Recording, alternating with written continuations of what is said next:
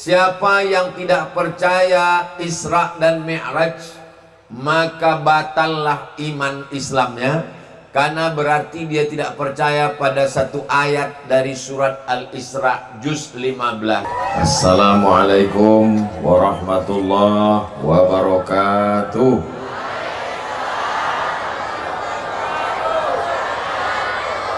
Anak raja menangkap balam-balam ditambat di tengah laman. Dari bunyi sambutan salam nampaknya jamaah ini belum makan. Udah makan malam? Sebagian bilang belum, sebagian sudah. Alhamdulillahi rabbil alamin. Allahumma salli ala sayyidina Muhammad wa ala ali sayyidina Muhammad. Segala puji bagi Allah. Niat kita sampai cuaca malam ini tidak hujan. Alhamdulillah. Bayangkan pentas sudah berdiri, listrik semua mesin hidup, jamaah mau datang. Hujan itu memang rahmat, hujan itu memang nikmat. Tapi kalau kita hujan lebat, insya Allah jamaah tetap datang. Saya di mana-mana tempat datang. Tapi kasihan. Alhamdulillah malam ini cuacanya mendukung. Dan semua yang hadir ini insya Allah diberikan Allah rahmat barokah semuanya insya Allah. Amin ya rabbal alamin. Saya memang setiap bulan Rajab atau Sya'ban setiap tahun memang datang ke Silau, karena almarhumah mak saya meninggal 11 Rajab tahun 2019. Sekarang kita sedang berada di bulan Rajab 20, 21, 22, 23, 24. Sudah 5 tahun beliau meninggal. Jadi memang setiap tahun saya datang, kalau tak bulan Rajab, bulan Sya'ban, kenduri, berkumpul, ziarah kubur untuk mengenang yang sudah meninggal dunia. Jadi apa yang mau saya sampaikan ini supaya anak-anak kita tahu, walaupun mungkin saudara kita yang ada di perantauan, yang ada di Malaysia, yang ada di Medan, yang ada di Jawa, nanti mereka akan pulang juga berziarah kubur insyaallah. Amin. Lalu kemudian bertepatan pula dengan momen Isra dan Mi'raj, maka apapun hari besarnya kita rayakan. Maulid Nabi, Isra Mi'raj, nuzul Quran, tahun baru hijrah, halal bihalal, itu semua kita rayakan. Kalau bisa di masa akan datang jangan hanya sekedar tausiah ceramah, tapi juga dibuatkan perlombaan-perlombaannya. Ini mungkin karena keterbatasan panitia tak sempat membuatkan lomba. Nanti akan datang dibuatkan lomba azan, lomba jadi imam, lomba marhaban, lomba barzanji. Menurut Bapak Ibu kira-kira ini baik apa tak baik? Baik. Saya dulu waktu sekolah di Madrasah Ibtidaiyah An-Najah, saya lomba baca doa kunut tahun 1985. Hadiahnya jam dinding. Malam sebelum tampil itu latihan dulu di rumah almarhum Abdul Wahab yang melatih bahatan. Atau yang melatih. Sore-sore itu semua sudah semangat karena menantikan pengumuman. Ternyata itu efeknya luar biasa. Maka ke depan saya sarankan, mau mengadakan Maulid Nabi, Isra Mi'raj, nuzul Quran, halal bihalal, menyambut tahun baru hijrah, buatkan lomba. Lomba jadi imam, lomba baca puisi, lomba marhaban, lomba nasyid. Mudah-mudahan di masa akan datang akan kita buat lagi dengan lomba-lombanya insyaallah. Amin. Itu ada panitia membawakan kotak. Kotaknya itu duitnya bukan untuk acara, karena semua acara ini itu tidak diambil dari jamaah, semuanya dari panitia. Adapun duit yang masuk nanti ke kotak itu semuanya akan dibagikan lagi untuk pembelian beras yang akan dibagi ke seluruh saudara-saudara yang kita tidak mampu. Bagi yang ada uang masukkan uang, yang tak ada bisa juga masukkan cincin, gelang, STNK, BPKB, masukkanlah semua. Nanti dijual, akan dibelikan beras insya Allah. Jangan khawatir, seperak pun tidak akan dipakai untuk acara, karena acara ini ada duitnya khusus insya Allah. Jadi tidak ada ragu, tidak ada cemas. Berapapun yang masuk, mau 200 juta, 200 ribu, 2000 perak, semuanya akan dibelikan ke beras, dimakan oleh saudara kita, dan selamat kita daripada pendusta agama. Ara'aital ladzi yukadzibu biddin. Tahukah kamu siapa itu pendusta agama? Fadzalikal ladzi yad'ul yatim, membiarkan anak yatim, wala yahuddu ala ta'amil miskin. Itulah yang sudah kita lakukan dari sejak tahun 2019. Jadi dulu almarhumah Emak Hajah Rohana ini setiap tahun datang balik ke kampung, membuat kenduri, menengok anak-anak sekolah. Kalau pulang dia mengadu ke saya. Ku tengok ada anak sekolah celananya koyak sekian orang, bajunya koyak sekian orang, sepatunya koyak sekian orang, tolong kau belikan. Nah, jadi setelah beliau meninggal, saya teruskan lagi. Saya datang ke kakak saya, anak uak saya, Kak Nur Aini, Kak Ani, ini mak sudah meninggal. Kalau kita buat yayasan wakaf Hajah Rohana berbagi, kakak sanggup tidak membagi-bagikan ini? Kalau kakak sanggup, bismillah kita jalan. Tapi kalau tak sanggup, kita stop. Kata beliau, bismillah kita coba. Akhirnya berjalan 2020, 21, 22, 23, 24. Setiap bulan kita bagikan paket-paket. Sampai sekarang berapa sebulan kak? 200 paket. Mudah-mudahan di masa akan datang lebih banyak lagi insya Allah. Amin ya rabbal alamin. Bapak ibu yang dimuliakan Allah subhanahu wa ta'ala, siapa yang tidak percaya Isra dan Mi'raj, maka batallah iman Islamnya, karena berarti dia tidak percaya pada satu ayat dari surat Al-Isra juz 15. Ayatnya kita semua hafal. A'udzubillahi minasyaitonirrajim. Bismillahirrahmanirrahim. Subhanalladzi asra bi'abdihi laylan minal masjidil harami ilal masjidil aqsa alladzi barakna haulah linuriyahu min ayatina innahu huwas samiul basir. Jadi kalau ada orang mengatakan saya percaya kepada Allah, saya percaya kepada Nabi Muhammad, saya percaya kepada hari kiamat, saya percaya kepada takdir, tapi kepada Isra Mi'raj saya tak percaya, maka batal imannya, karena dia berarti tidak beriman kepada satu ayat Quran. Ayat Quran itu mesti diperimani semuanya, tidak boleh sepotong-sepotong. Kalau ada sebagian ayat yang kita tak percaya, afatu'minuna bi ba'dil kitab wa takfuruna bi ba'd. Apakah kamu beriman kepada sebagian dan kamu ingkar kepada sebagian?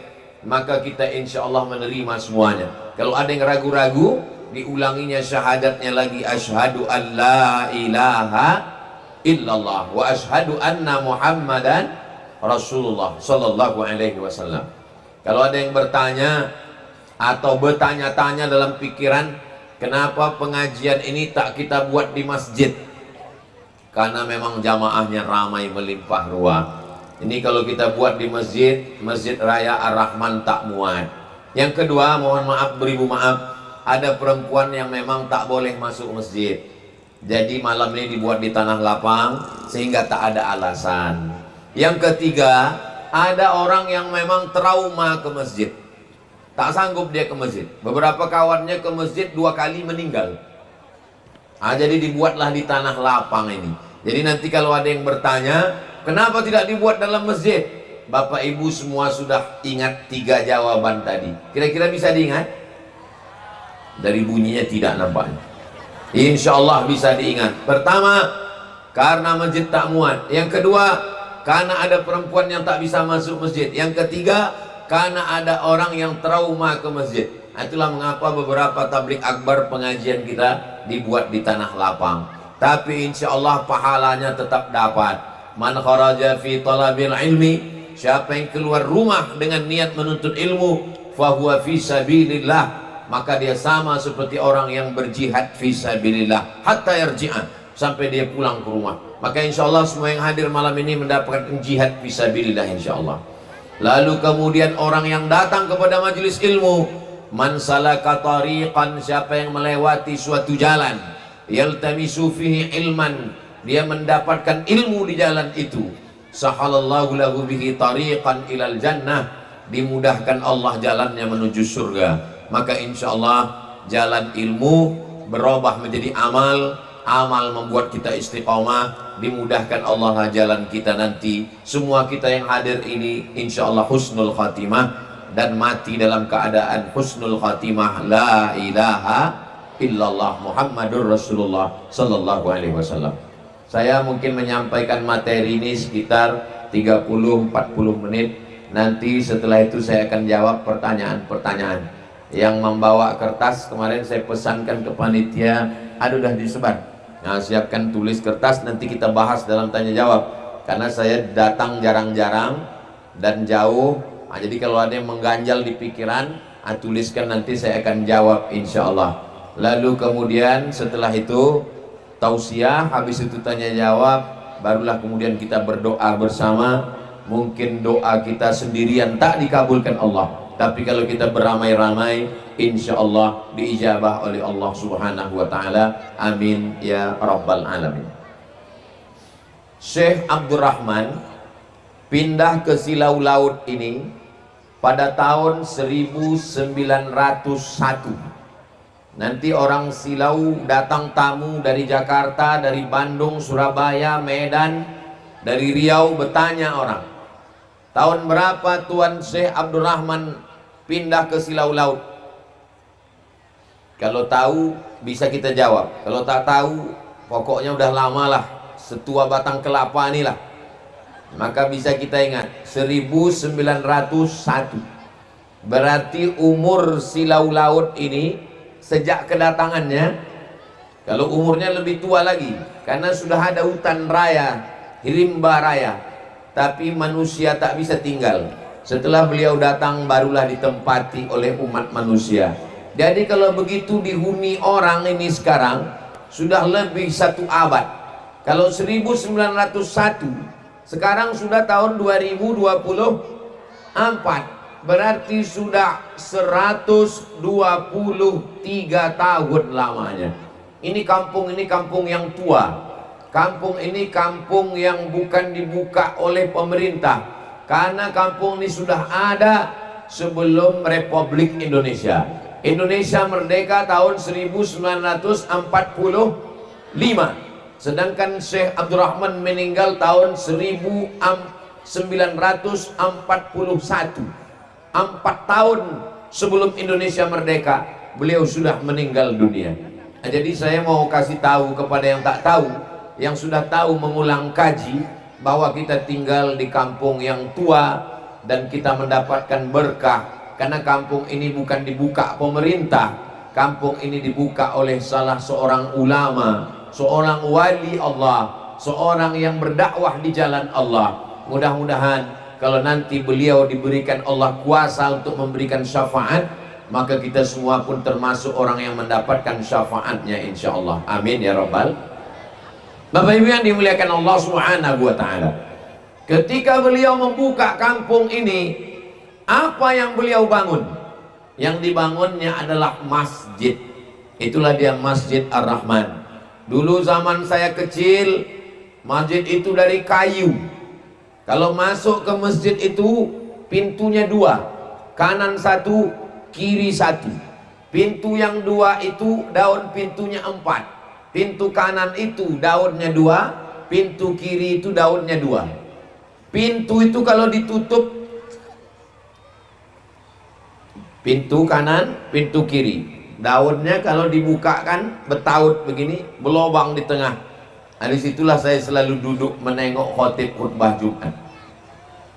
Jadi kita perlu membuat kenangan untuk anak-anak kita. Saya punya kenangan dengan Masjid Ar-Rahman itu, karena tempat saya kecil dulu ketika sedang sholat Jumat, ketika sholat tarawih, ketika malam takbir. Karena saya di Silau sampai tahun 1986, umur saya 9 tahun. sempat sekolah di Madrasah An-Najah sampai kelas 2. Jadi malam ini pun kita sedang membuatkan ingatan, kenangan, memori untuk anak-anak kita. Mudah-mudahan anak-anak yang hadir malam ini menjadi anak-anak yang soleh dan solihah. Ibu malam ini membawa anak, bapak malam ini membawa istri dan anak. Ini menjadi kenangan buat kita bersama. Tak tahu kita bagaimana nasib anak ini 20 tahun akan datang. Insya Allah mereka menjadi anak-anak yang sukses dunia dan sukses juga akhirat, insya Allah. Dulu waktu Ustaz kecil ada orang beramai-ramai begini di Silau. Ada. Kapan itu? Acara musabaqah tilawatil Quran tingkat kecamatan Air Joman. Waktu itu kita belum lagi kecamatan Silau Laut, kita masih mengikut ke Air Joman. Kebetulan Silau Laut menjadi tuan rumah. Musabaqahnya diadakan di depan masjid. Di depan masjid itu dibuatkan kolam dari plastik, dibuatkan ada miniatur orang memancing, dibuka oleh Pak Camat.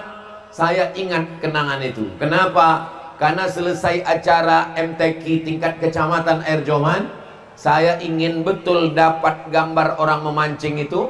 Nek Oji almarhumah Hajah Fatimah memberikan saya gambar orang memancing itu. Mau kau, kata dia, ambilnya, kasihnya ke saya. Betapa anak-anak kecil punya kenangan. Jadi malam ini saya ingin setiap tahun kita akan buat panjang umur sehat badan. Ada maulid Nabi, ada Isra Mi'raj, ada nuzul Quran, ada menyambut 1 Muharram, dibuatkan ada lombanya, musabaqah tahfiz Quran, musabaqah azan, musabaqah jadi imam, musabaqah jadi khatib, supaya anak-anak kita punya kenangan. Dulu di masjid itu ada tabuh namanya. Tabuh itu kata orang Jawa beduk. Pohon kayu besar, diameternya 1 meter, dilobangi, lalu kemudian ditutup pakai kulit lembu hasil dari kurban. Jadi kalau sore-sore jam 6 kami lomba-lomba cepat datang ke masjid. Siapa yang paling cepat datang ke masjid, dialah yang berhak untuk masuk ke dalam tabuh itu. Saya selalu yang paling duduk di situ. Kalau saya udah duduk situ, yang lain tak bisa. Karena itu saya yang bisa mengusir saya situ, tukang pukul beduk kalau azan maghrib. Namanya, lupa nama lengkapnya, Siman namanya. Siman kalau datang dia mau mukul, barulah kami keluar. Jadi memori kecil itu di atas tuh kubah itu dulu kubah kayu. Bisa kita naik ke atas, duduk di atas kubah kayu, jendelanya kaca, menengok silau keliling. Jadi kenangan ke masjid, anak-anak kita mesti punya kenangan ke masjid. Kenangan masa kecil, kenangan masa lalu, kenangan lomba, itu kita buatkan sekarang, nanti berulang balik. Berapa tahun yang lalu lah Ustadz punya kenangan itu? Kenangan itu tahun 1986. Saya juara 1 lomba baca doa kunut di An-Najah tahun 1985. Sekarang sudah tahun 2024, berarti sudah 30 tahun yang lalu lebih. Jadi kenangan-kenangan memori masa kecil. Jangan sampai anak-anak kita punya kenangan ketika nanti dia ditanya setelah dia dewasa, apa kenangan kau dulu waktu di Silau? Aku selalu diajak emak sama ayahku di tanah lapang menengok orang ramai. Apa yang kau tengok? Dangdut. Apa yang kau tengok? Keyboard tunggal. Alhamdulillah, saya tak pernah punya kenangan itu. Masa Ustadz selama di Silau? Ustadz kan pindah tahun 86. Iya. Lahir tahun 77. Iya. 86, 77 berarti umur Ustadz 9 tahun. Iya. 9 tahun umur Ustadz tak pernah menengok keyboard sekalipun. Pernah. Wah, itu tuh nikah sepupu saya di Silau nih nikah dia. Waktu dia nikah, banyaklah orang naik ke atas pentas keyboard, penyanyi menyanyi naik, orang naik, menengok orang naik, saya pun naik juga ke atas, menjoget orang tuh, saya joget juga. Balik dari situ dipiuhkan omak nih sampai mati, saya ingat. Wal awwalu wal akhiru, itulah pertama dan terakhir saya naik ke atas pentas dangdut. Sejak itu sampai mati insya Allah tak akan pernah. Kenapa? kenangan yang luar biasa tentang pendidikan di kampung halaman. Jadi Bapak Ibu yang hari ini punya anak-anak kecil, maka ingatkanlah anak-anak kita. Maulid Nabi mengingatkan tentang sejarah Nabi. Isra Mi'raj, inti Isra Mi'raj itu adalah masjid. Subhanalladzi asra bi 'abdihi lailan minal masjidil haram ilal masjidil. Bangunan yang pertama di atas dunia masjid. Bangunan yang kedua di atas dunia masjid. Bangunan yang pertama dibangun di Silau Laut masjid. Itulah masjid. 123 tahun pahalanya mengalir. Saya generasi yang keempat. Syekh Abdurrahman pertama, anaknya Siti Aminah kedua, anaknya Hajah Rohana ketiga, Abdul Somad yang keempat. Jadi kalau 50, 200 tahun mengalir pahala. Dari sebelah ayah saya yang pertama pindah kemari dari segala ayah saya, Matsah namanya. Matsah ini punya anak Yahya, nama dia Yahya, tapi orang kita payah menyebut Yahya. Siapa? Ingah Jahaya. Yahya ini punya anak Bakhtiar. Bakhtiar ini punya anak Abdul Somad. Saya ini generasi keempat yang di Silau ini, yang berpindah kemari, mengalir pahala. Mudah-mudahan sampai hari kiamat pahala orang yang sholat ke masjid itu mengalir insya Allah. Saya tahun 2020 dikasih kabar atap masjid itu, masuk ke masjid tripleknya melambai, bocor di bawah, bertampung pakai ember. Datanglah orang mengadu ke saya, Somad, kau tengok tadi di masjid melambai sudah triplek atap di atas, dan di bawah pula ember sudah menampung. Lama saya termenung. Kenapa saya menung? Duit bisa dicari, tapi yang mengerjakan ini saya tak tahu. Akhirnya saya datanglah ke Bang Idris. Kenal Bapak Ibu Bang Idris? Bah, macam mana kalau masjid ini kita rehab? Kata Bah Idris, kita izin dulu ke Tuan Haji Ibrahim, insya Allah. Tapi aku tak bisa datang. Aku mengusahakan duitnya insya Allah. Tapi abanglah yang mengkoordinir semua orang yang ngecor, yang menyelesaikan ini. Kalau duit ini berlebih, kubalikkan, kata Bang Diris. Kalau duit ini cukup, insya Allah. Kalau duit ini kurang, aku tambah. Janji ya Bah? Ya. Kalau berlebih duit ini, kubalikkan. Tapi kalau duit ini kurang, aku menambah. Alhamdulillah duit itu cukup. Tak banyak yang kami lakukan. Tapi paling tidak sekarang kalau kita sembahyang, taklah nampak lagi triplek itu melambai, dan tidak pula lagi perlu bertampung insya Allah ember-ember. Kenapa? Kalau bahasa Melayunya menumpang tua. Tua itu sudah ada, memang sudah didirikan lebih 100 tahun, tapi kita ingin menumpang. Maka apa yang bisa kita lakukan sekarang? Kita menjaganya dengan sholat berjamaah, dengan mengisi pengajian. Man bana masjidan, siapa yang membangun masjid? Tuan Syekh Abdurrahman dulu yang membangun. Banallah mislahu baitan fil jannah, dibangunkan Allah untuknya satu tempat di surga. Tapi kalau kita tak bisa membangun, merehab. Tak ada lagi yang mau direhab karena sudah selesai bangunannya. Meramaikan dengan sholat berjamaah. Kenapa demikian? Sholatul jamaati, sholat berjamaah, afdalu min sholatil fardhi, lebih utama daripada sholat sendirian.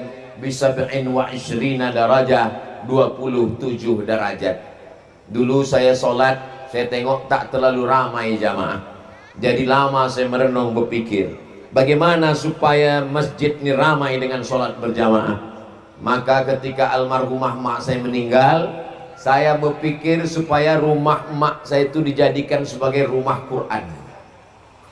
Saya mau rehab, tanah sebelah kiri punya Wak Siti Abidah, tanah sebelah kanan punya Pak Dolah. Kedua-duanya keluarga saya. Wak Siti Abidah keluarga sebelah mak saya, Pak Dolah sebelah ayah saya. Insya Allah kalau saya minta untuk dibeli untuk Quran, insya Allah mereka mau. Jadi saya terpikir buat di sini rumah Quran, anak-anak sekolahnya sanawiyah aliyah di An-Najah. Pagi dia sekolah sanawiyah aliyah di An-Najah, nanti dia balik menghafal Quran.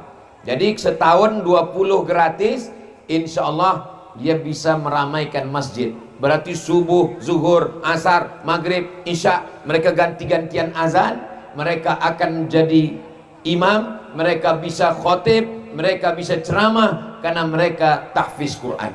Itulah yang ada di pikiran saya. Ini jadi tempat tahfiz Quran, tapi sekolah tetap di An-Najah. Kira-kira kalau ini dibuat Bapak Ibu setuju apa tak setuju? Baik apa tak baik? Saya tak jadi buat. Kenapa tak jadi buat?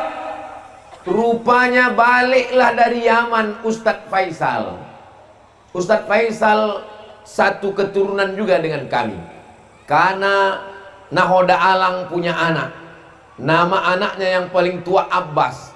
Abbas ini turun-turun ke bawah, itulah Ustadz Faisal. Anak yang kedua namanya Zainab.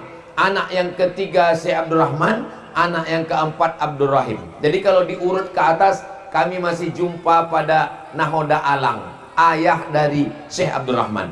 Beliau membuka pesantren. Sudah ada. Jadi kita tak mau membunuh sekolah yang sudah ada. Prinsip saya, kalau sudah ada sekolah, jangan dibunuh. Saya tidak pernah membuat sekolah baru untuk mematikan sekolah yang lama. Itulah asalnya. Jadi kalau ada orang bertanya, Ustadz buat rumah Quran di Kisaran, Ustadz buat sekolah Hajah Rohana di Kisaran, Ustadz buat sekolah pesantren Az-Zahra di Riau, kenapa di kampung sendiri Ustadz tak buat? Inilah mana ini saya jelaskan, supaya jangan ada fitnah di antara kita. Macam mana Bapak Ibu semuanya? Jelas? Cuman karena pesantren ini agak jauh, sehingga santrinya tak bisa datang 5 waktu datang. Tapi insya Allah orang sudah tahu sekolah, orang tahu ada pesantren, tempat menghafal Quran, tempat membaca kitab, sanadnya jelas dari Habib Umar bin Hafiz Tarim Hadramaut Yaman, nasab keilmuannya, sanad silsilahnya dari Nabi Muhammad SAW turun kepada para habaib, sampailah kepada Habib Umar bin Hafiz, sampai kepada Ustadz Faisal. Jadi rumah itu tetap. Saya tidak buat menjadi tempat menghafal Quran, karena sekolah An-Najah sudah ada, pesantren Ustadz Faisal sudah ada, dan anak-anak tetap bisa belajar. Rumah itu tempat menumpuk beras, minyak, gula, sembako, semua dibagikan. Alhamdulillah, sampai hari ini tak putus, umat masih percaya. Mudah-mudahan sampai hari kiamat orang masih percaya dengan program ini, insya Allah. Amin ya rabbal alamin. Berkat doa kita semua. Bapak Ibu yang mau menolong, membantu, alhamdulillah. Tak mau membantu, paling tidak support, doakan. Tak bisa juga mendoakan, diam saja pun jadilah. Jangan sampai membantu tidak, mendoakan tidak, mengejek pula dari belakang. Tapi alhamdulillah selama ini tak ada sampai ke telinga saya. Semuanya baik-baik semua, semuanya. Ada beberapa yang tak baik tapi sudah meninggal dunia. Semua yang hadir ini semuanya, yang tak hadir pun semuanya baik-baik semua, insyaallah. Amin ya rabbal alamin. Malam ini saya mau menjelaskan yang tak jelas, yang menurut pikiran saya orang bertanya-tanya, maka saya jelaskan dalam momen yang besar ini. Lalu kemudian saya sudah banyak jauh berjalan. Saya terbang dari Pekanbaru ke Kalimantan. Sampai di Kalimantan ada satu kerajaan Melayu namanya Kerajaan Sambas. Kerajaan apa namanya? Sambas, bukan Gambas. Sambas. Di Kerajaan Sambas itu saya disambut. Saya tengok istananya sebesar rumah besar. Ini kerajaan dipimpin oleh sultan, tapi istananya mirip rumah kayu besar. Lalu kemudian di Kalimantan saya diundang juga ke istana Kerajaan Al-Gadriyah.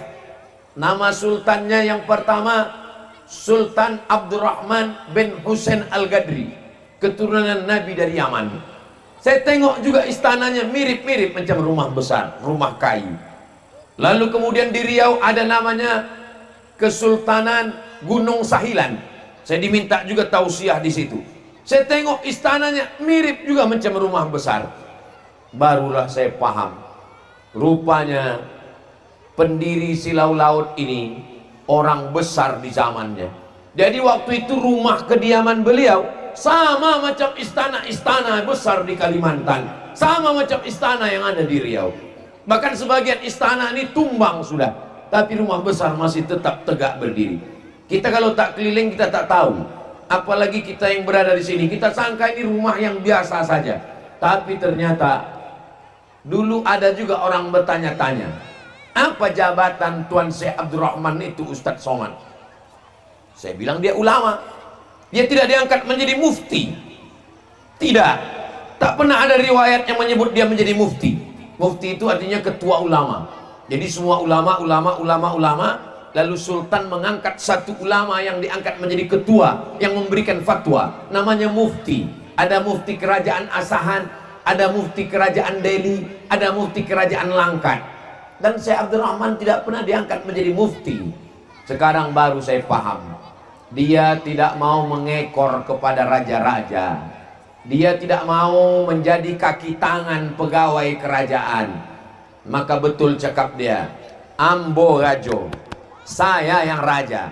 Karena memang rumahnya macam istana raja-raja, dan dialah yang berkuasa di sini. Dia menjadi imam, dia menjadi khatib, dia mendirikan masjid, dia mendirikan rumah, dia yang berkuasa, dia yang menerapkan hukum. Dulu di Silau ini dia buat hukum. Siapa yang tertangkap berjudi, ditangkap, dituntut memotong 1 ekor kambing. Siapa yang tertangkap berzina, dituntut kambing, diusir dari kampung. Dia yang punya hukum. Dia raja, dia sultan. Dia tidak perlu mengikut kepada raja-raja, dia tak perlu ikut kepada sultan-sultan. Ambo Rajo, saya ini raja, kata dia. Jadi kita bukan punya sekedar ulama, tapi juga kita punya raja-raja. Lalu bagaimana dengan padi-padi? Dulu semua orang sebelum turun ke sawah dikumpulkan. Ada acara buka bondang, ada acara tutup bondang, di Tepung Tawari diadakan makan bersama, berdoa bersama. Padi tumbuh subur, wereng tak ada, tikus tak ada, hama tak ada. Begitulah makbulnya doa dia kepada Allah Subhanahu wa ta'ala. Rumah atuk saya di dalam, almarhum Tuk Udin, di halamannya itu masih ingat saya, ada pohon cempedak, ada pohon langsat, ada pohon buah-buahan. Sekarang batang kayunya pun tak ada lagi. Sekarang orang membeli buah-buahan tidak lagi menengok batangnya. Kita khawatir anak-anak kita ini tak tahu lagi macam mana pohon cempedak, macam mana pohon rambai, macam mana pohon duku, macam mana pohon langsat. Tapi saya alhamdulillah, masa kecil saya masih melihat itu lagi. Lau anna ahlal qura amanu, seandainya penduduk suatu negeri itu amanu, beriman, wattaqau, bertakwa. Syarat yang diminta Allah cuma 2. Kalau penduduk suatu negeri itu pertama beriman, yang kedua bertakwa, maka Allah balas 2. La fatahna alaihim barakatin, kami bukakan barokah-barokah dari langit. Turun hujan tumbuh padi, turun hujan tumbuh duku langsat, turun hujan tumbuh durian. Durian merata-rata. Kalau sudah libur sekolah, saya balik dari Kisaran, saya tidur di pondok durian, tidur pondok durian ini, tidur pondok ini, pergi ke sini. Itu sampai, makanya hari ini ke mana saya undangan, pasti ditanya orang, Ustadz makan durian. Pergi ke Malaysia, Musangking, macam-macam durian. Kenapa? Karena dari kecil udah terbiasa makan durian di Silau. Bapak Ibu yang dimuliakan Allah Subhanahu wa ta'ala, syarat yang diminta Allah cuma 2. Walau anna alal qura amanu, kalau penduduk suatu negeri itu amanu, beriman, wattaqau, bertakwa, Allah balas 2. La fatahna alaihim barakatin, Allah bukakan barokah-barokah, minas sama, dari langit, wal ard, dari bumi. Turun barokah dari langit, turun hujan. Turun barokah dari bumi, tumbuhlah tanaman-tanaman, tumbuhlah buah-buahan, tumbuhlah padi, tumbuh semuanya.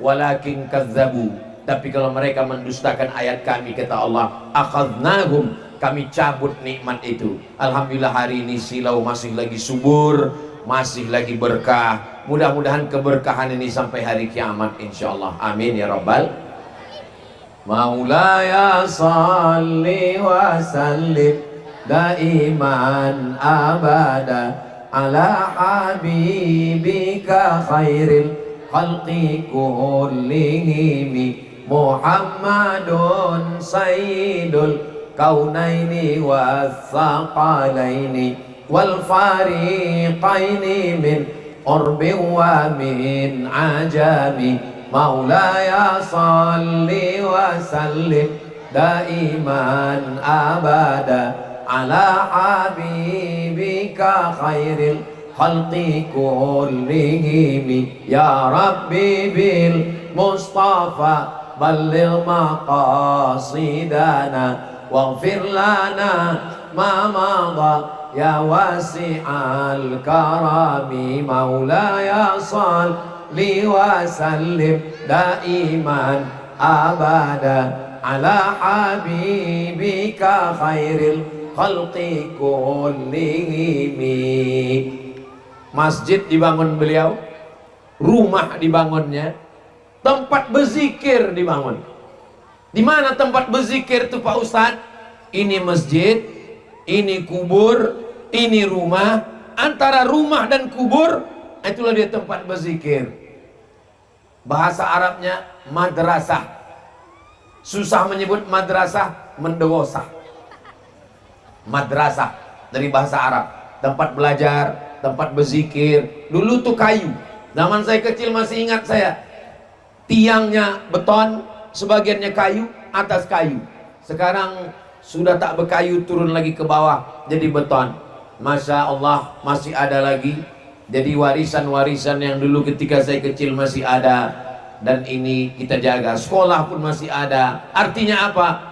Silau ini memang kampung tua dan dibangun oleh orang yang alim, ulama besar, wali Allah, dan doa-doanya itu yang kita harapkan, kita dapatkan keberkahannya.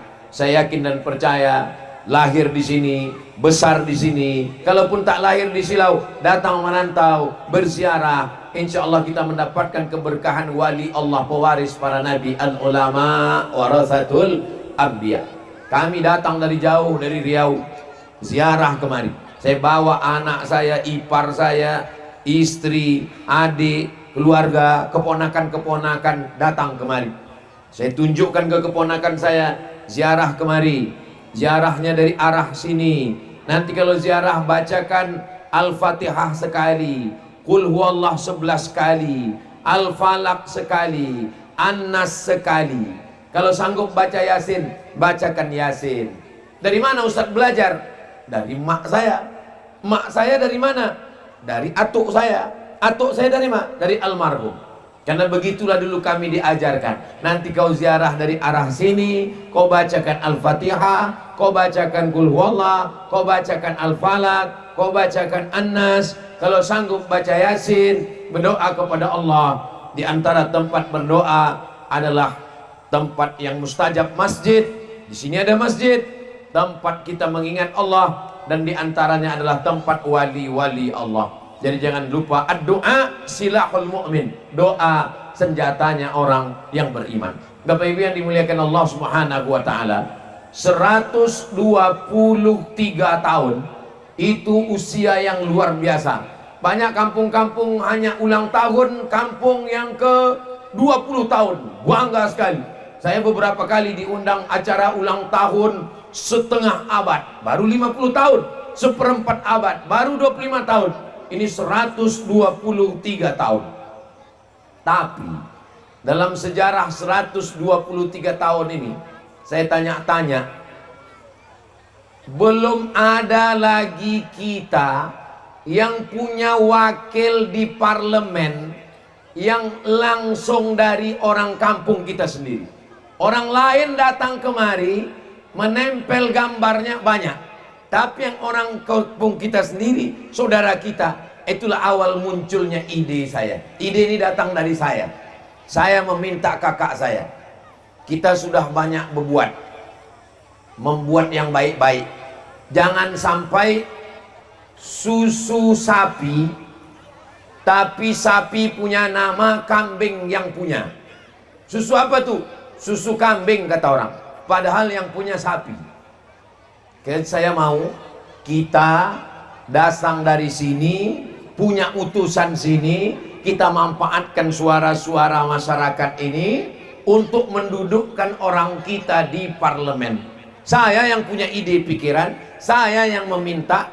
Kalau tanya kakak saya, Kak Ani, saya mau. Yang laki-laki nampak, saya belum nampak lagi. Kalau Kak Ani siap, saya mau Kak Ani ikut 2024 ini. Masjid ada, Tuan Syekh Abdurrahman dulu pernah, kita pula banyak keluarga-keluarga masyarakat, orang-orang baik yang percaya. Kalau kakak siap, aku siap support. Nanti aku akan pulang, kita akan kumpul. Kata beliau, insya Allah bismillah siap. Jadi kalau ada orang yang bertanya-tanya, orang yang bingung kenapa gambar Ustadz Abdul Somad dipajang oleh Kak Hajah Nur Aini ini, itu permintaan saya sendiri, saya yang meminta. Maka saya kasih beliau 3 hari. Aku pulang mau ziarah kubur almarhum almarhumah, aku mau berziarah membawa keluarga, maka aku kasih 3 malam. Jumat malam Sabtu, Sabtu malam Ahad, Ahad malam Senin. Buatkan 3 tabligh akbar, bertarung nanti kita di tanggal 14 Februari 2024. Ku minta kakak akan mewakili Silau Laut untuk DPRD Kabupaten Asahan dari 3 kecamatan, Silau Laut, Bagan Asahan, Air Joman. Kalau Allah pilih, Allah percaya, masyarakat mendukung, berarti kita menjemput amanah. Bismillah. Inilah yang sedang kita lakukan ini, ikhtiar kita bersama. Kira-kira Bapak Ibu mendukung pikiran saya ini? Alhamdulillah. Kalaupun tidak mendukung, saya sudah berjalan. Kalau saya berjalan, bak kata pepatah orang Melayu, sekali layar terkembang, surut untuk berpantang. Bismillahirrahmanirrahim, la haula wala quwata illa billah. Tapi Ustaz Somad, ini kakak Ustaz Somad ini tak ada membagi-bagi duit. Memang tak berduit. Calon lain banyak datang kemari mengambil duit. Ambil duitnya, jangan pilih orangnya. Setuju?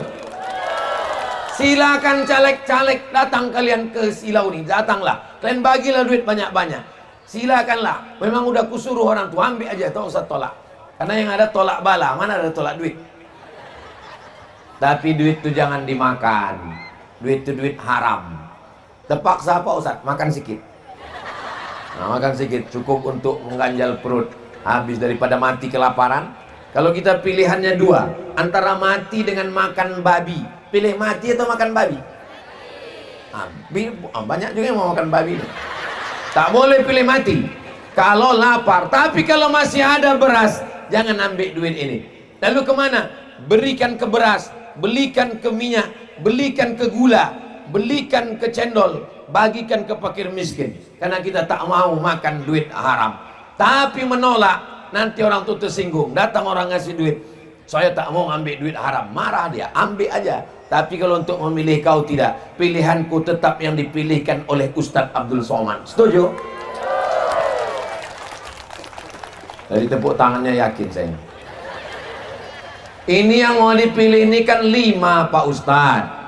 Yang pertama DPRD Kabupaten, yang kedua DPRD Provinsi Sumatera Utara, yang ketiga DPR RI, yang keempat DPD, yang kelima Presiden dan Wakil Presiden. Yang Ustadz tunjukkan yang mana? Yang saya tunjukkan yang pertama DPRD Kabupaten Asahan, Hajah Nur Aini nomor 3. Jelas? Untuk DPRD Provinsi tak ada kenal saya, tak ada keluarga saya, tak ada tim saya. Untuk DPR RI tak ada keluarga saya, tak ada kenalan saya, tak ada tim saya. Jelas? Untuk DPD ini tim Ustadz Abdul Somad. Dia inilah yang mengurus saya di seluruh Sumatera Utara. Maka saya bawa malam nih untuk DPD. Nanti yang untuk DPD cari namanya, namanya Darwis Halomoan. Itu nanti gambarnya ada atau tak ada? Tak ada gambar. Ada gambar? Ada gambar? DPD ada? Ada gambarnya. Macam mana bentuk mukanya Pak Ustadz? Berdiri Bang Darwis. Ini bentuk orang. Tegak sini Bang Darwis biar nampak Bapak Ibu. Ini untuk yang DPD. Ini tim Ustadz Abdul Somad yang mengurus, mensurvei, membawa, mengawal. Kalau mati saya di Sumatera Utara, inilah yang bertanggung jawab. Darwis Halomoan Harahap, Ustadz Abdul Somad. Duduk Bang Darwis. 5 tadi. Untuk yang presiden wakil presiden, Ustadz Abdul Somad tidak boleh bicara tentang presiden wakil presiden. Kalau Ustadz bicara, izin pengajiannya dicabut.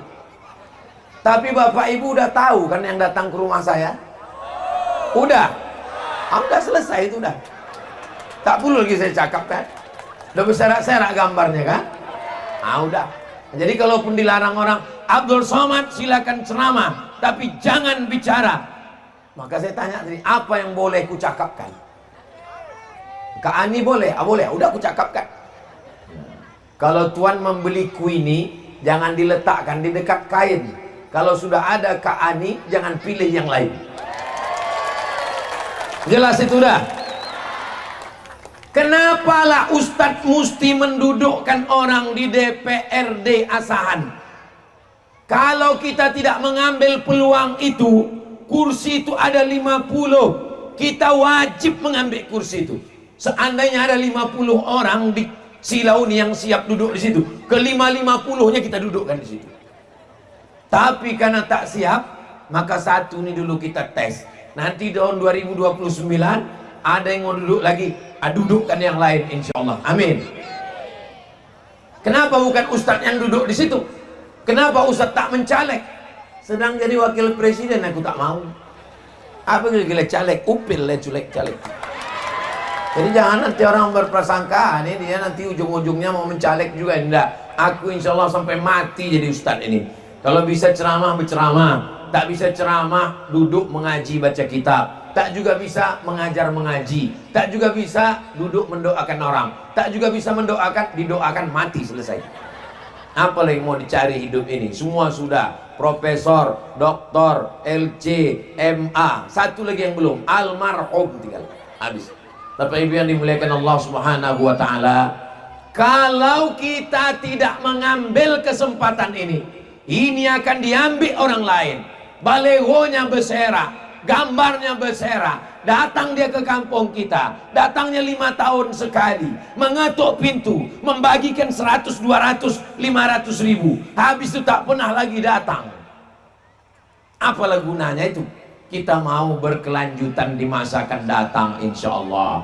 Tapi Ustadz, Bu Ani ini apa orang Silau Pak Ustadz? Bu Ani itu nama omaknya Hajah Jareah. Hajah Jareah itu anak Siti Aminah. Siti Aminah itu anak Syekh Abdurrahman. Kurang jelas lagi itu? Iya, tapi dia kan di kisaran Pak Ustadz. Tinggalnya di kisaran, tapi lebih selalu dia bolak-balik lagi kemari. Dalam sebulan berapa kali dia bolak-balik kemari. Dia balik kemari, dia tinggal situ, kunci rumah itu dia megang semua. Jadi semua amanah ini saya mintakan, saya yang meminta, bukan beliau menawarkan diri, bukan beliau mau. Saya bilang, kakak ku minta untuk ambil amanah nih, duduk menjadi anggota Dewan Legislatif. Insya Allah, mudah-mudahan Allah perkenankan niat baik kita ini insya Allah. Amin ya Rabbal Alamin. Saya sudah berdiri 50 menit. Tadi dimulai jam 9 kurang 5, sekarang sudah jam 10 kurang 15. Berikutnya kita akan jawab beberapa pertanyaan yang masuk yang ada di kertas-kertas. Jumlah duit yang masuk terkumpul 2.500.000 Rp843.500. Semuanya ini nanti akan dibelikan ke sembako, dibagikan lagi untuk para fakir miskin duafa pada pembagian yang masa akan datang insyaallah. Amin.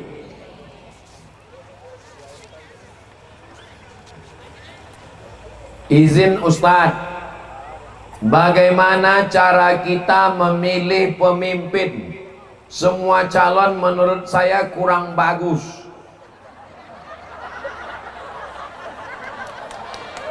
Kita tidak memilih malaikat. Apakah kita memilih malaikat? Kita memilih manusia. Manusia yang kita pilih itu pernah salah, pernah silap, pernah berdosa. Tapi yang kita pilih akhafud dararain, yang paling minim mudaratnya.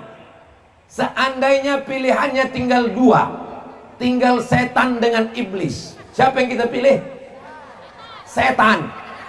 Karena setan lebih minim mudaratnya daripada iblis. Karena iblis tak mati-mati. Kalau setan bisa mati. Kita pilih setan. Kalau dia berulah, kita bacakan ayat kursi, mati dia. Kalau iblis tidak, pilihlah mudarat yang paling ringan. Jelas? Itu prinsip Ustaz Somad. Aku bingung Ustaz, pilih yang kupilih. Udah selesai. Apa bingung-bingung susah-susah? Apakah saya harus golput Pak Ustaz? Jangan. Karena kalau sampai kau golput, maka naiklah nanti orang.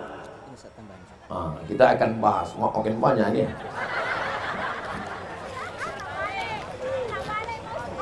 Ini iblis, ini setan. Penghitungan suara, iblis 20, setan 20, iblis 21, setan 20. Siapa menang?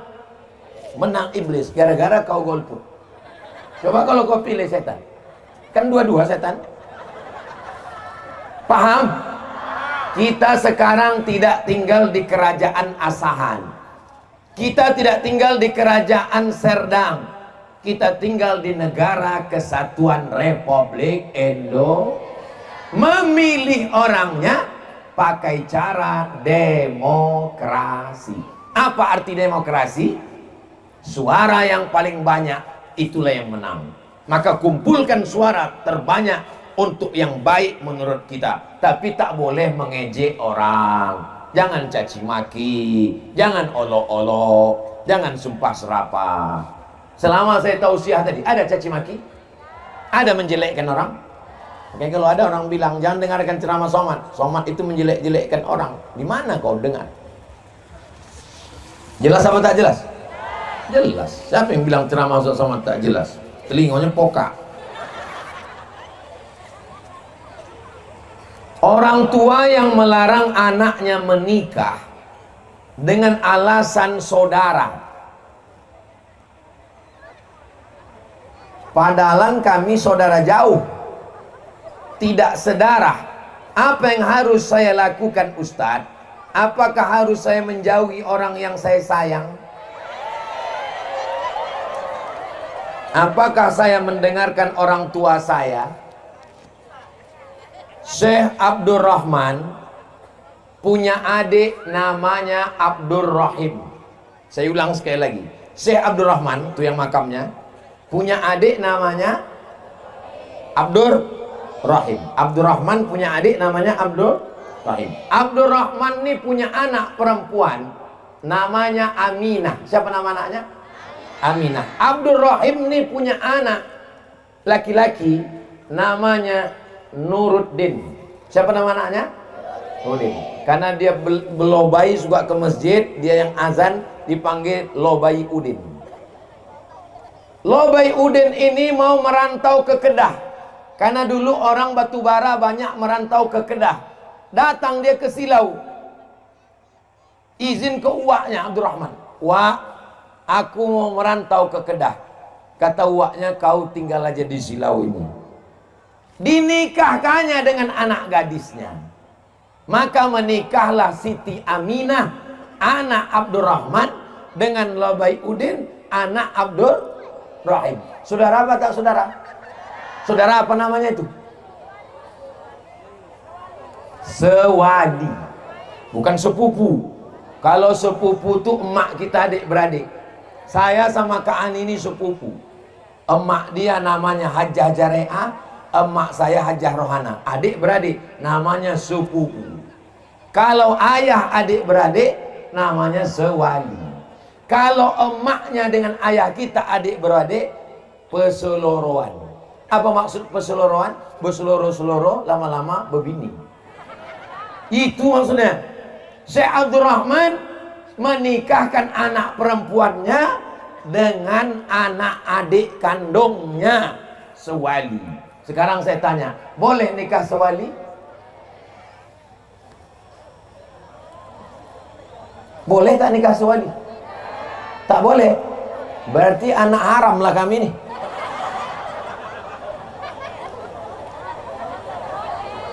Boleh nikah sewali? Anak Syekh Abdurrahman Siti Aminah menikah dengan anak Abdurrahim Lobayuddin, lahir 10 anak. Anak nomor 10 Hajah Rohana. Saya anaknya. Paham? Jelas? Sewali dinikahkan. Kenapalah dinikahkannya anaknya dengan keponakannya? Banyak orang tak tahu. Setelah beliau meninggal 1941, datang Jepang masuk 1945. Lobayuddin inilah yang membawa semua peti-peti besi untuk lari ke dalam hutan. Dialah yang memikul menyelamatkan semua harta benda. Dinikahkan anak perempuan kita dengan saudara supaya dijaganya kita. Kalau orang lain datang Jepang lari dia kicit-kicit. Paham? Saya kalau ada anak perempuan saya akan cari menantu saya, saudara-saudara yang dekat. Apa yang saya cari orang lain? Orang lain putus habis. Kalau saudara dekat tak akan putus. Masalahnya saya tak pula ada anak perempuan. Laki-laki anak saya. Jadi bapak ni yang tak mau menikahkan anaknya karena saudara, nanti jumpakan bapak itu sama saya, biar saya ceramahi dia. Kenapa pula tak mau dinikahkannya dengan saudara? Menikah dengan saudara itulah yang bagus. Dijaganya anak kau nanti pak. Nama saya, yang ada nama saya tak bacakan, takut terjadi sesuatu dan lain hal. Semua kertas nanti saya simpan. Teman saya bangga gonta-ganti cewek. Berarti mereka bangga melakukan maksiat. Apakah dosa mereka diampuni? Ini berarti playboy cap tupai. Pantang menengok pokok kelapa. Dari mulai kelapa puyuh sampai kelapa hibrida, habis berlobang semua. Kalian yang gonta-ganti cewek, nanti kalian akan punya anak perempuan. Kalian punya adik perempuan. Kalian punya kakak perempuan. Macam mana kalau keponakan kalian perempuan digitukan orang? Jadi kita tidak melihat perempuan itu sebagai objek. Tapi yang lalu-lalu apa boleh buat? Ini mesti berhenti, malam ini berhenti insyaallah. Taubat nasuh. Apakah dosa mereka diampuni Pak Ustadz? Kalau dosa kepada Allah cukup dengan sholat sunat taubat. Mandi taubat. Sengaja aku mandi taubat karena Allah lillahi ta'ala basah. Habis itu sholat sunat taubat. Usolli sunat taubat. Rakaataini lillahi ta'ala. Tapi ini masalahnya dosanya bukan hanya kepada Allah. Orang yang pacaran dosanya 2. Kepada Allah 1, kepada perempuan itu 1. Kepada Allah oke lah, kepada perempuan itu gimana kau minta maaf? Dia udah jadi bini orang. Mudah-mudahan Allah memberikan ampunan. Bolehkah Ustadz kasih nasihat? Udah saya kasih, udah itu nasihat. Berhenti nikah dengan perempuan, nikah dengan cara yang baik. Jangan lagi mengganggu anak gadis orang.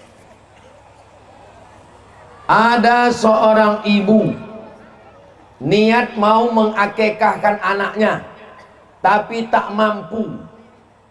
Apakah jadi beban buat orang tuanya? Kemana-mana pertanyaannya nih.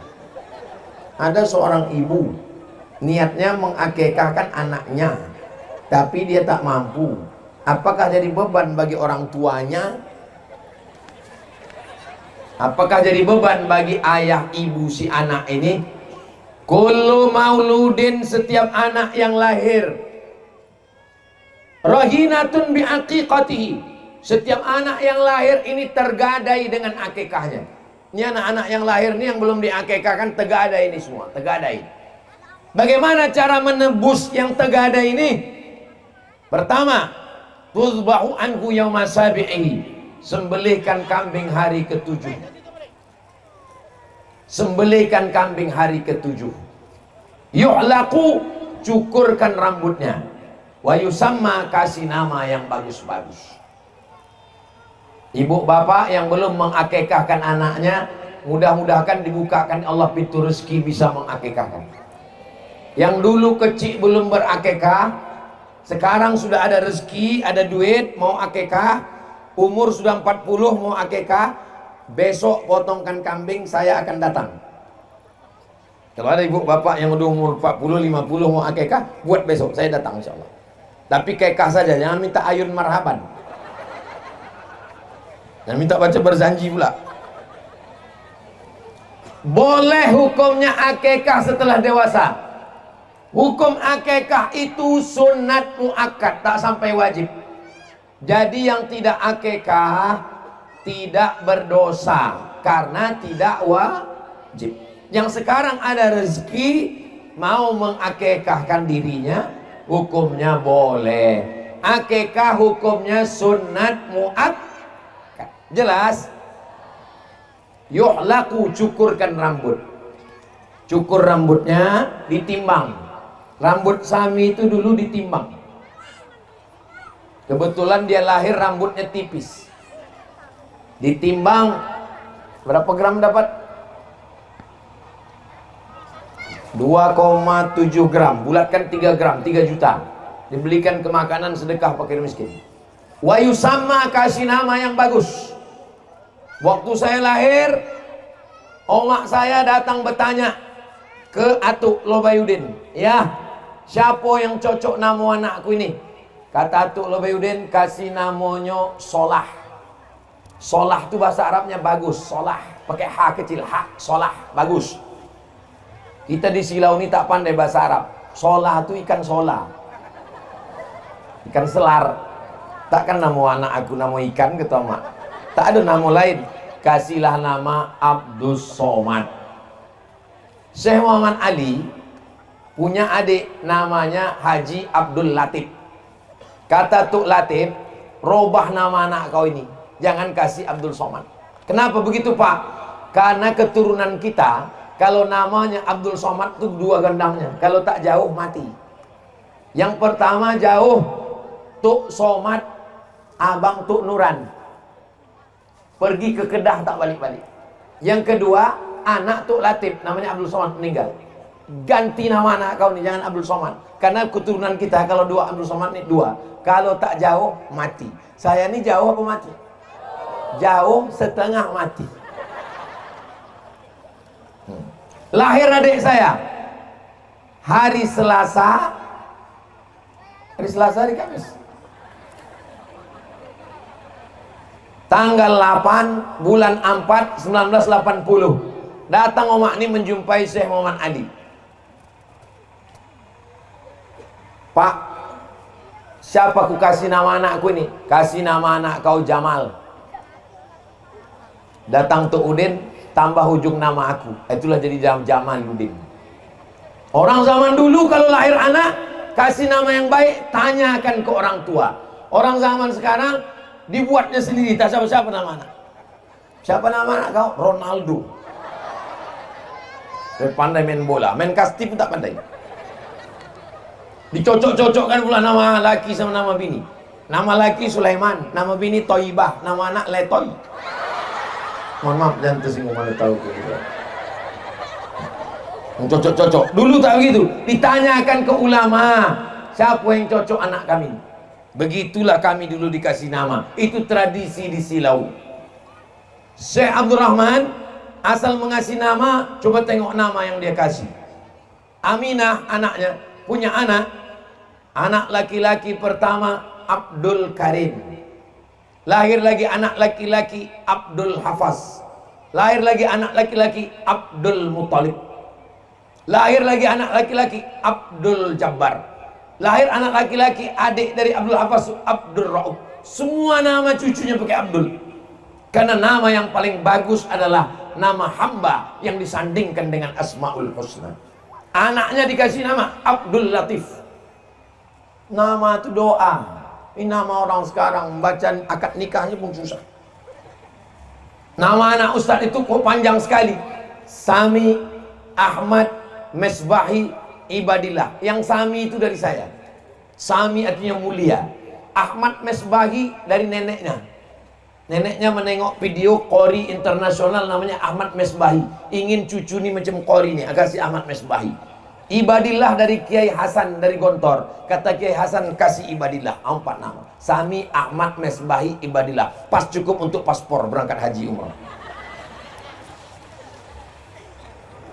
Mizian Hazik Abdillah. Mizian itu dari saya. Mizian Hazik Abdillah dari almarhum Muhammad. Mak ujung nama cucunya itu dikasih Abdillah. Habibi Maulana Habibi Abdillah. Abdillah artinya hamba Allah. Ada satu tanah warisan dari orang tua saya. Sebelum tanah itu dibagi, ada salah satu anak menanam pisang atau kelapa.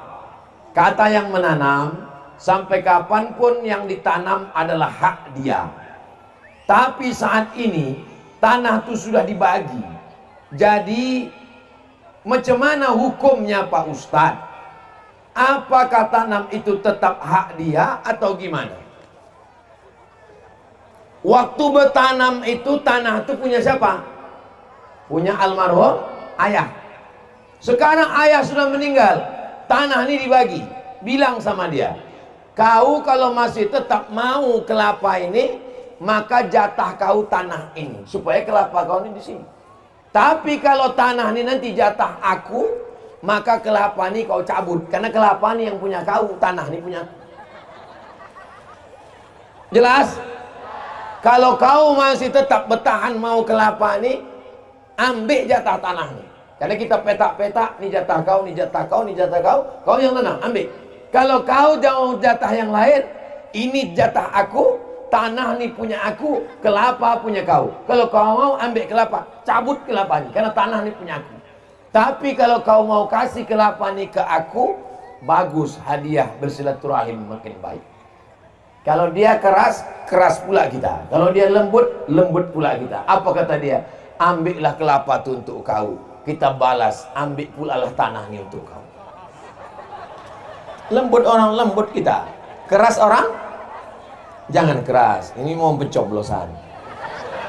Mau keras nanti setelah tanggal 14. Jelas apa tak jelas?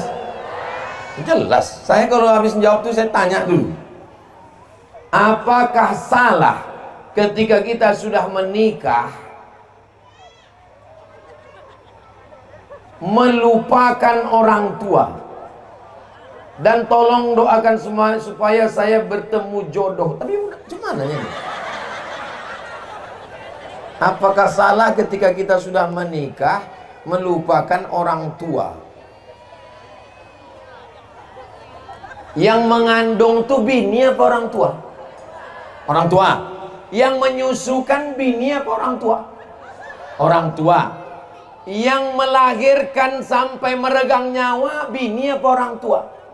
Orang tua. Setelah kau menikah, kenapa pula kau lupakan orang tua?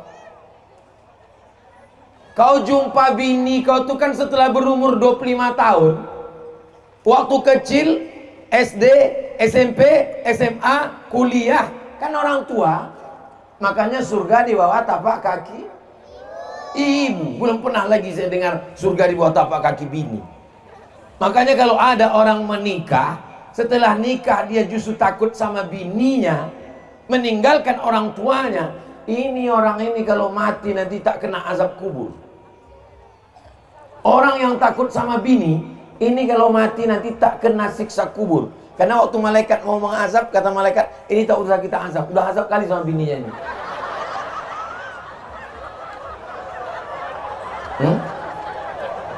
Jelas?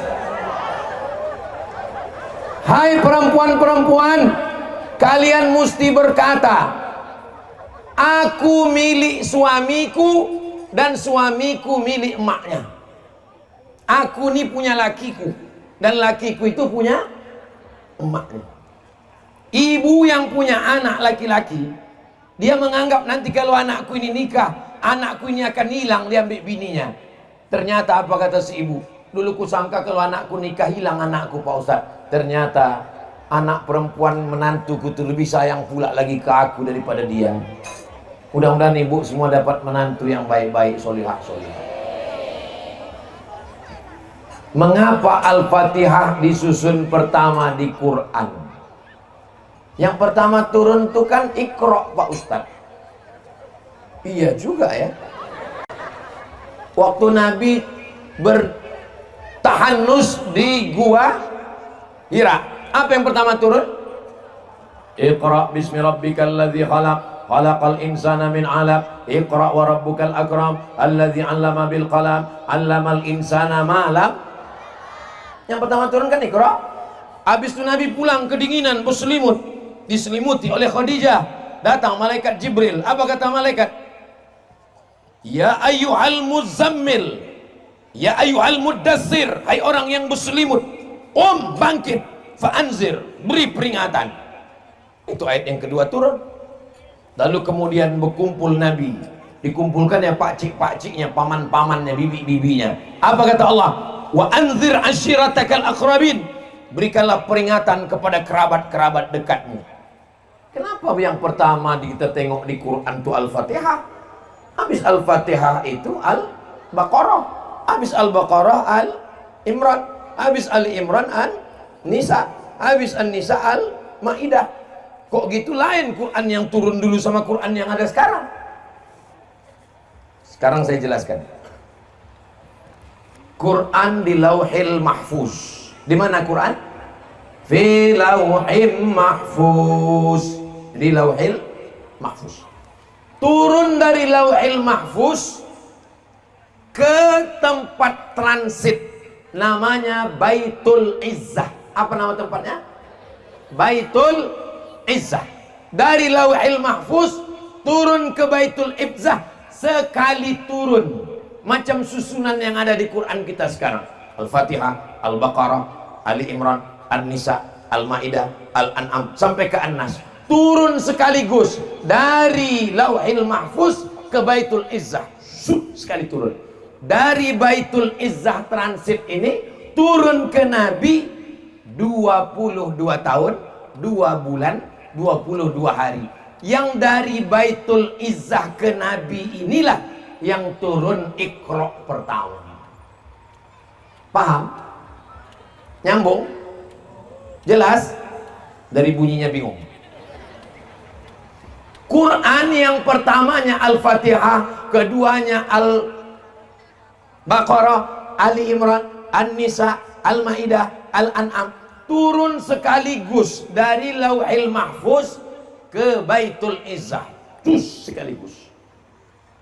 Dari Baitul Izzah ke Nabi itu yang turun berangsur-angsur. Iqra dulu.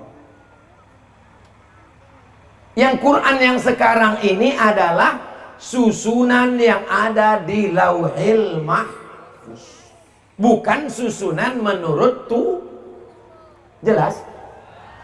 Jelas apa tak jelas? Saya ulang sekali lagi, 3 kali. Saya kalau mengajar di kelas gitu, jelas? Enggak Pak Ustadz, saya ulang 3 kali. Jelas? Enggak Pak Ustadz, saya ulang 3 kali. 3 kali saya ulang, saya bilang, kalau 3 kali udah pulang kau tak juga paham 2 gendangnya. Kalau tak aku keluar, kau keluar.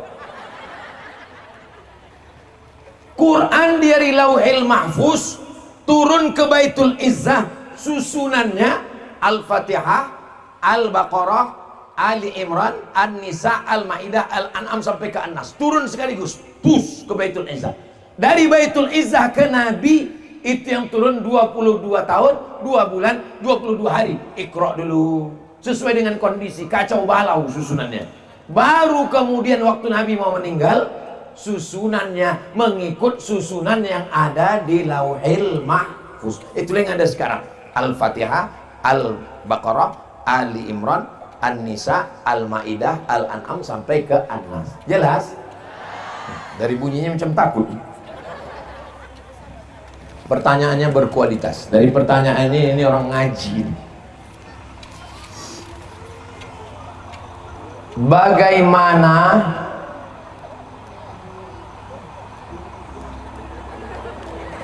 ketika meninggal dunia saat hidup meninggalkan hutang, sedangkan anaknya bukan orang berada, hanya sebagian saja orang tuanya yang mampu dibayar? Kalau saya mati saya ada utang pada ibu, ada utang pada makcik, ada utang pada abang. Meninggal saya, utang saya 30 juta, 30. Meninggal saya, ditengok tabungan saya cuman 30 juta. Pertanyaannya, 30 juta itu diambil dari membayarkan utang ini, diambil dari mana? Dari harta warisan. Meninggal saya, utang saya 30. Ditengok tabungan saya cuma 30. Diambil yang 30 ini, bayarkan ke hutang. Habis. Sekarang berapa lagi tinggal hutang? 60. 30. Pertanyaannya, siapa yang membayar? Tidak ada kewajiban anak membayar. Hutang diambil dari harta warisan. Kalau datang orang menagih, bayar hutang bapak kau. Jangan diam. Salah kau, kenapa kau kasih? Aku bukan ikut. Tidak ada kewajiban anak membayarkan hutang orang tua dari hartanya sendiri. Jelas? Tapi kalau dia mau sukarela, aku sayang betul sama emak ayahku, ini kubayar. Tapi bukan karena wajib, tapi karena aku ingin bersedekah, maka hukumnya boleh. Jelas? Datang nanti orang menagih kalian, bayar hutang bapak kau. Bilang sudah habis kami bagi harta warisannya. Adapun kalau dari duitku, maka tak wajib, kata Ustaz Somad. Ini nomor dia, kontak dia. Saya dari Kabupaten Langkat. Bagaimana cara menghadapi fitnah? 3 cara menghadapi fitnah. Yang pertama, klarifikasi. Ustaz Abdul Somad itu ustaz radikal, memusuhi non-muslim. Saya dengan ini menyatakan, saya bukan radikal. Yang betul adalah ready call. Ready artinya siap, call diundang. Ready call selalu siap diundang. Saya tidak memusuhi non-muslim, karena kami di Silau biasa bertetangga dengan non-muslim. Setiap keluar dari Silau pasti lewat di barisan. Betul? Apa kata orang barisan? Dulu, sekarang tak tahu. Dulu kata orang barisan, kami masih bisa minum tua. Tapi sejak anak-anak muda Silau ini datang tempat kami, selalu kami kehabisan. Dulu waktu saya kecil-kecil. Saking kan hebatnya silaturahim kita.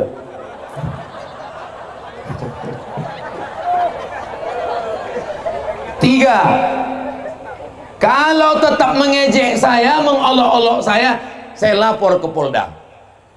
Pertama klarifikasi, yang kedua jelaskan, yang ketiga lapor polisi. Pernah Ustaz melapor polisi? Saya lapor. Datang saya ke kantor Polda Riau. Pak, ini ada orang ngejek saya. Ini gambar dibuatnya di Facebook.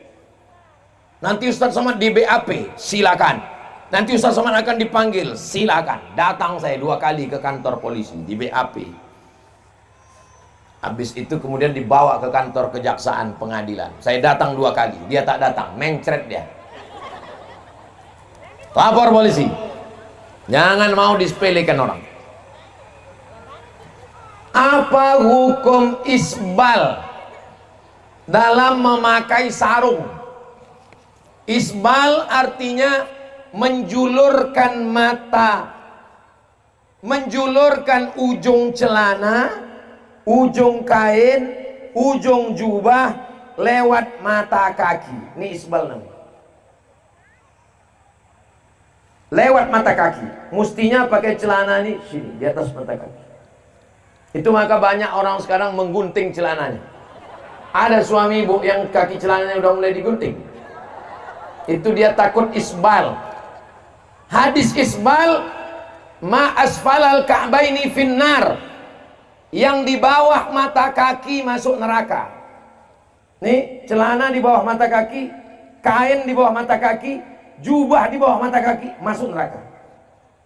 Tuh, berarti Ustaz masuk neraka lah. Makanya belajar hadis jangan cuma satu hadis. Sudah saya tulis dalam buku 37 masalah populer. Datang Umar Abu Bakar Siddiq. Kata Abu Bakar, aku jubahku panjang ya Rasulullah, lewat mata kaki. Kata Nabi, antalasta minal khuyala. Yang tak boleh itu lewat mata kaki kalau untuk sombong. Karena orang Arab zaman dulu dibuatnya jubah itu panjang-panjang. Kalau dia berjalan habis tai-tai ayam di belakang itu. Itu yang tak boleh. Pernah menengok anak raja Inggris nikah. Anak raja Inggris waktu nikah pakai jubah panjang berjalan. Tukang pegangnya aja 7 orang di belakang. Untuk menunjukkan status sosial. Itu pakaian jahiliyah. Itu yang tak boleh. Ilat sebabnya karena sombong. Kalau tak sombong tak apa-apa, kata Imam An-Nawawi. Kalau tak sombong tak apa-apa, kata Imam Sun'ani dalam Subulus Salam Syarah Bulughul Maram. Kalau tak sombong tak apa-apa, kata Syekh Yusuf Al-Qardawi dalam kitab Kaifana Ta'amal Ma'as Sunnah. Baca buku lengkap Ustaz Somad dalam 37 masalah populer, masalah isbal. Jelas? Ya nanti ibu habis potong kaki celana laki. Balik lagi tengok gantung semua. Kenapa kau potong ini? Tadi bang Ustadz kami bilang asal di bawah mata kaki masuk neraka. Kaos kaki pun dipotongnya juga.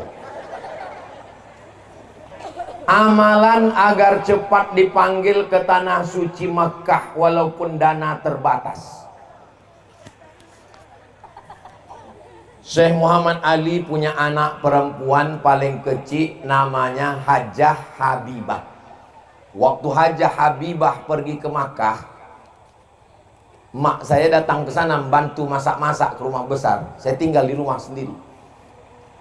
Malam tuh mimpilah saya sampai ke Makkah. Sampai di Makkah bingung, saya tak pandai bercakap Arab. Besok pagi saya tanya mak saya, mak, iya, malam tadi aku sampai ke Makkah. Cemana kau di Makkah? Bingung aku, tak bisa cakap Arab. Adikku mesti belajar bahasa Arab. Mandi saya di kanal. Mandi di kanal sampai sore. Sore orang pulang dari mengambil padi. Duduk saya di atas sampan. Datanglah seorang yang membawa sepeda mau balik dari sawah. Dipegangnya kening saya. Tengoknya ada tai lalat. Katanya kau ini nanti ke Mekah nanti. Jadi tentang masalah sampai ke Mekah nih sampai tak sampai itu urusan Allah. Tapi ikhtiarnya urusan kita. Jangan gara-gara cerita ini balik ke rumah tengok kening semua. Aku tak ada tai lalat berarti tak sampai. Bukan itu maksudnya. Itu urusan Allah. Masalah ada ikan tak ada ikan itu urusan Allah. Yang urusan kita memasang pancing. Ambil buluh, pasang mata kail, pasang tali, itu urusan kita. Dapat tak dapat ikan urusan Allah. Urusan kita cari rezeki, bayar ONH, berangkat alhamdulillah, tak berangkat niatnya sudah sampai. Macam mana kalau sampai mati tak berangkat ke Makkah? Niatnya sudah sampai. Innamal a'malu binniyat. Jangan sedih hati. Yang penting store ONH. Berapa sekarang paling murah store ONH? Tanya ke bank, Pak, saya mau store ONH, berapa paling murah? 1 juta, masukkan 1 juta, daftarkan. Besok pagi mati, niatnya udah sampai. Innamal a'malu binniyat. Niyatul mu'min khairum min amalihi. Niat orang beriman lebih baik daripada amalnya. Berapa banyak orang haji tapi tak dapat pahala haji? Berapa banyak orang yang tak haji dapat pahala haji? Kenapa? Niat. Tapi jangan hanya niat, tak bekerja. Besok pagi abang tak mengutip brondol, yang penting niat. Itu maksudnya. Niat sesuaikan dengan amal. Apa hukum membeli ijazah? Apakah ada dalil Islam yang menghukum boleh membeli ijazah? Satu, man ghasyana falaysa minna. Siapa yang menipu, maka dia bukan umat Nabi Muhammad SAW. Dibeli ijazah S1 padahal tamat SMA. Menipu apa tak menipu? Bohong. Ijazah S1 dipakai ikut tes PNS, lulus, dapat gaji, jadi pegawai 30 tahun, gajinya haram. Pensiunnya haram. Kenapa? Karena masuknya dengan cara haram. Jangan. Kalau ada yang menawar-nawarkan, jangan. Kalau udah sempat terbeli, Pak Ustaz, jual beli. Apakah ada amalan yang bisa dilakukan selain ngapal Quran supaya nanti kita tetap bisa berkumpul dengan orang tua maupun dengan suami istri? Karena kalau kita berdosa ketika sholat, belum tentu kita dikabulkan. Mohon penjelasan. Ini termasuk orang baik, dia di akhirat mau berkumpul dengan orang tua dan istrinya.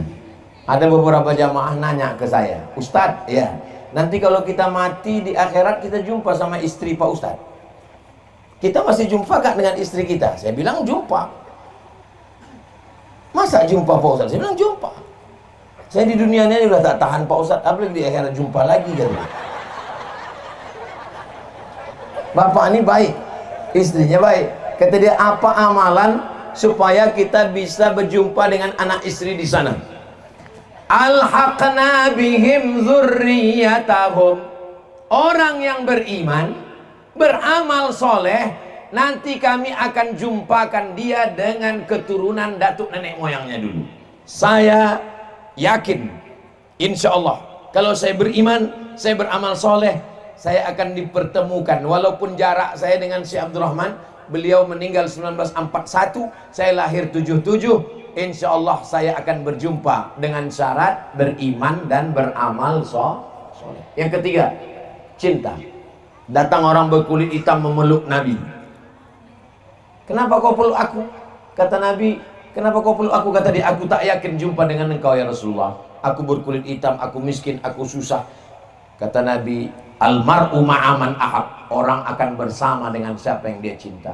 Kalau kau cinta, kau akan bersama. Ibu cinta tak dengan bapak? Dari bunyinya tidak. Bapak cinta tak dengan ibu? Insya Allah jumpa nanti di sana. Pak Ustadz, kalau kita cinta dengan bini orang, kita jumpa juga di sana Pak Ustadz.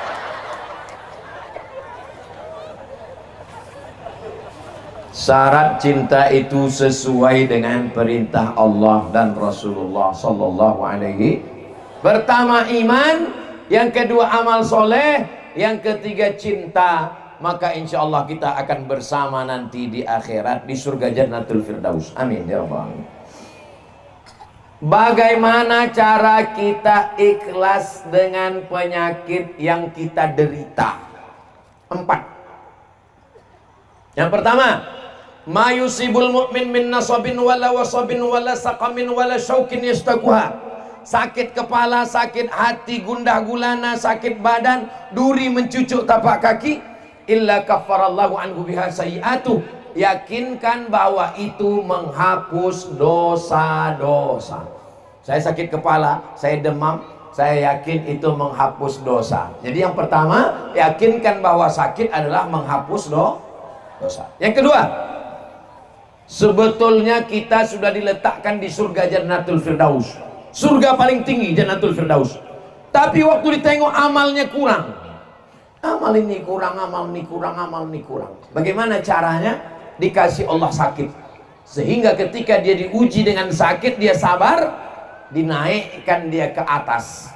Innama yuwaffas sabiruna ajrahum bighairi hisab. Digenapkan amalnya karena dia sabar. 3. Ada ibadah yang lebih hebat dari membangun masjid, lebih hebat daripada jihad, lebih hebat daripada mati perang. Ibadah itu adalah sabar. Kalau bangun masjid keluar duit, Kalau jihad keluar darah, tapi kalau sabar tak keluar apa-apa, hanya diam. Itulah namanya ibadah sabar. Yang keempat, nanti orang masuk surga dia minta, Allah tanya, hai penghuni surga, kalian sudah dapat semua nikmat, apa yang belum? Kata penghuni surga, kami belum dapat satu. Apa itu? Ridhaka, kami belum dapat ridhamu. Kata Allah, yang dapat ridhaku cuma satu. Siapa itu? Orang yang ridha menerima takdir. Makanya kita selalu minta berdoa, Allahumma inna nas'aluka ridhaka wal jannah. Yang dapat surga belum tentu dapat ridha, tapi yang dapat ridha insya Allah dapat surga. Dan salah satu ridha adalah ridha ketika diuji dengan penyakit, tapi tetap ikhtiar berdoa. 4.